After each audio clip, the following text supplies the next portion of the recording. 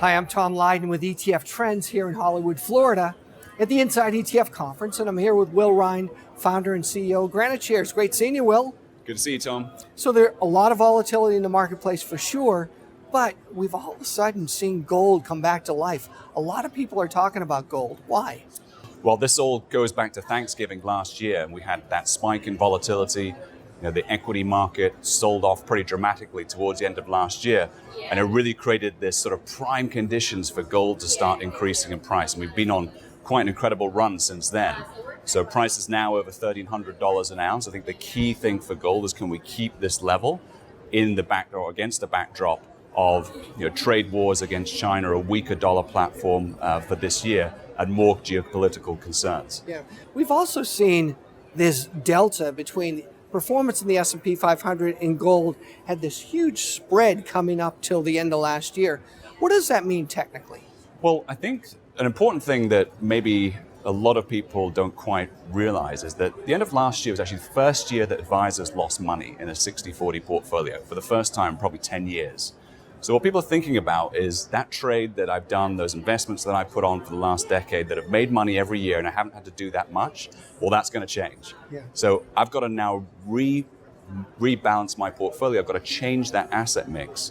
So what do I put in that helps give me some ballast or some performance this year? And gold, I think, is one of those, along with commodities. Yeah, so alternative strategies are definitely coming up in conversation more. But then when you look at the pure basics in gold from a supply and demand standpoint, it costs a lot more to get gold out of the ground today, and there's just not that much of it available, right? That's right. I mean, no major new mine discoveries. A lot of the big majors that we saw last year consolidating, so choosing to buy out each other's production rather than invest necessarily in new production. Yeah. And so the price of gold is responding to that, I think, favorably. Yeah, and we're seeing all this M&A activity heat up, which means people are panicking. They're trying to get their hands on it, right?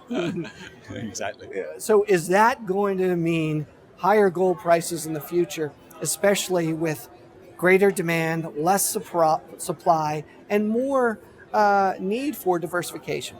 Well, I think the key thing is, can the investors really get back into the market in a meaningful way? So one of the big things, we had a lot of central bank buying, which has been positive for gold. The jewelry market obviously still maintains its strength, but the key delta here is the investor.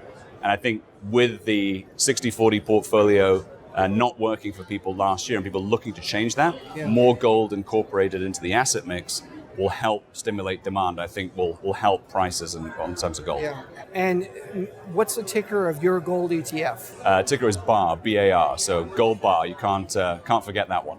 You can. Great seeing you, Will. Good to see you, Tom. Thanks. Thank you.